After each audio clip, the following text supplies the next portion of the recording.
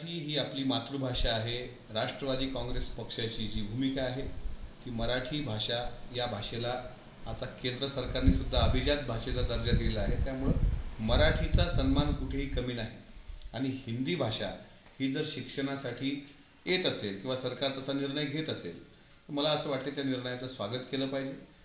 मराठीचाही कुठं सन्मान कमी होण्याचा प्रश्न येत नाही. हिंदी भाषा असेल, इंग्रजी भाषा असेल किंवा देशातल्या विविध भाषा असतील, त्या प्रत्येक भाषेचं ज्ञान विद्यार्थ्याला असलंच पाहिजे. त्यामुळं आमच्या पक्षाची भूमिका ही आहे की मराठी भाषेचा आदर हा सर्वोच्चच, पण इतरही भाषेचा सन्मान करावा. त्यामुळं मराठी भूमी, महाराष्ट्राची भूमी ही इतर भाषेला सुद्धा सन्मान देणारी आहे. छत्रपती शिवाजी महाराजांच्या काळात सुद्धा कवी भूषण इथे आले होते. कवी भूषणांनी जे काव्य हिंदीमध्ये रचलं त्याचं सुद्धा स्वागत शिवरायांनी केलं होतं. त्याच्यामुळे आता भाषावाद, प्रांतवाद या भानगडीत न पडता सर्व भाषेचा सन्मान करणं हीच महाराष्ट्राची संस्कृती आहे. एबीपी माझा, उघडा डोळे बघा नीट.